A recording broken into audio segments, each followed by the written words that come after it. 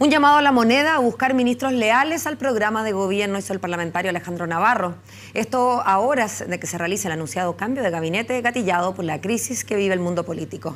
En Mañana en Directo queremos profundizar en estas declaraciones y para eso nos acompaña él, el senador del MAS y vicepresidente de la Cámara Alta, Alejandro Navarro. ¿Qué tal, senador? ¿Cómo le va?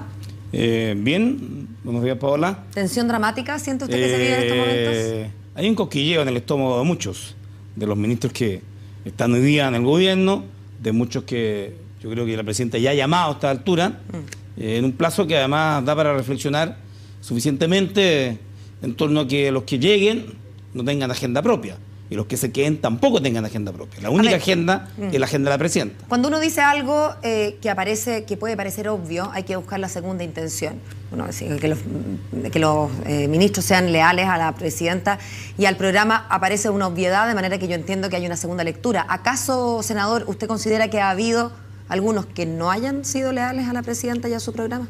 Creo que en algunos casos el programa no ha sido lo central, porque después de este vendaval, Penta, Soquimich, y al final del gobierno de la presidenta, la evaluación definitiva va a ser cumplió o no cumplió con las promesas. Y ese es el programa duro. Y en este sentido, yo creo que ha faltado fuerza de algunas áreas para creerse que el programa es el eje central del gobierno. ¿En qué áreas le parece que ha faltado fuerza? Mira, si uno empieza a hacer las críticas anticipadamente al cambio... Pero si no se trata de criticar a las personas, pero más bien en las áreas. La fuerza de Bachelet es la protección social.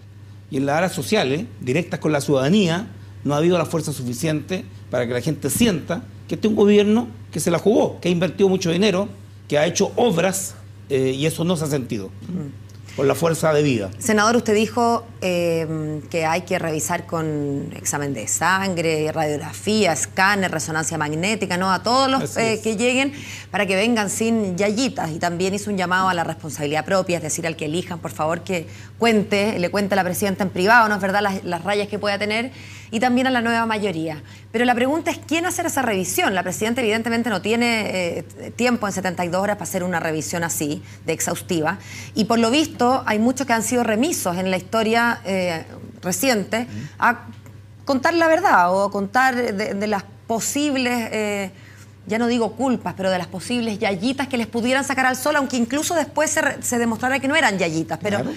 Entonces, ¿quién lo hace? Porque en general el llamado a hacer esto es el ministro del Interior, pero el ministro del Interior está en la cuerda floja, por no decir fuera del gabinete. Entonces, ¿quién hace esa revisión? Paola, la decisión más difícil, más compleja en todo el gobierno, la presidenta va a ser la decisión de continuidad o salida de Rodrigo Peña-Lillo. ¿Usted no cree que eso ya está tomado?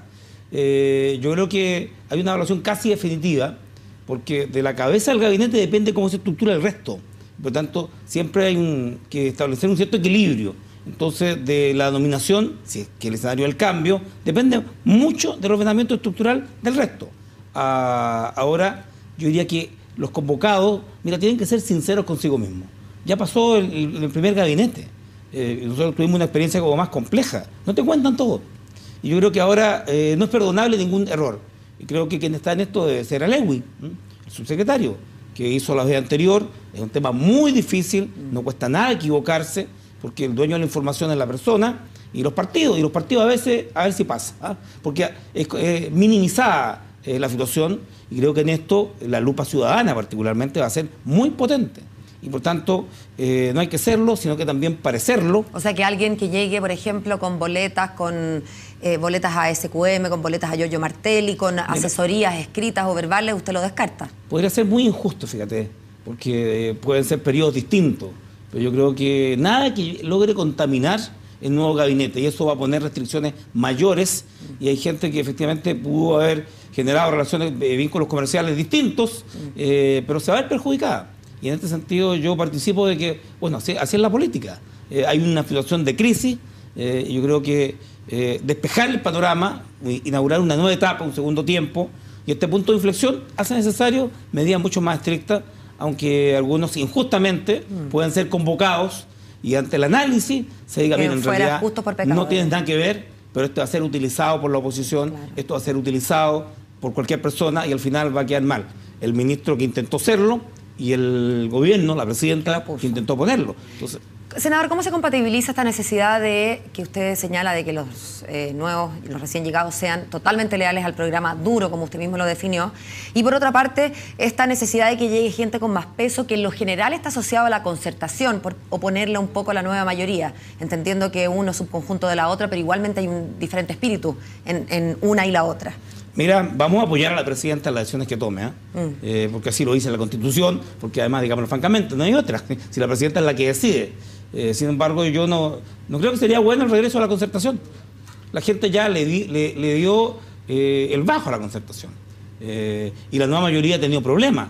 Por lo tanto, uno esperaría que hubiera un gabinete abierto, amplio, que combinara experiencia con juventud. Eso es muy clave. Aquí decir que van a llegar solo los veteranos sería un grave error. Aquí tiene que haber ímpetu, audacia y también renovación. Y en ese sentido yo creo que el criterio de la presidenta y el plazo que se ha dado es un plazo para eso. Hablemos del plazo, senador. Usted ha defendido públicamente el hecho de que lo haya hecho de esta manera sui generis, si se quiere, o distinta, directo a la ciudadanía, en un programa de televisión, en un programa más que no era del departamento de prensa, en algún sentido, o sea, no era con un periodista, digamos, con don Francisco. Ha sido defensor de eso. Ahora yo le pregunto, ¿también defiende estas 72 horas? ¿No le parece que eso abre un flanco a críticas desde todo punto de vista, desde el punto de vista de la incertidumbre, de lo que pasó en La Haya, de esta, no sé, pues de esta situación difícil en que quedan estos 23 ministros, o 22, digamos, para excluir al canciller, ahí en la cuerda floja, además con la pretensión de que tengan que trabajar normalmente, cuando me imagino que comparte conmigo que nadie puede trabajar normalmente cuando está con un pie fuera de la oficina? Mira, yo, el testeo que tengo es que los ministros están trabajando normalmente porque siempre dependen de la voluntad de la presidenta. Los más preocupados son los asesores, porque en definitiva sea el ministro y sean todos sus asesores. Y en este sentido, yo creo que el anuncio y el plazo se hace directo con la ciudadanía.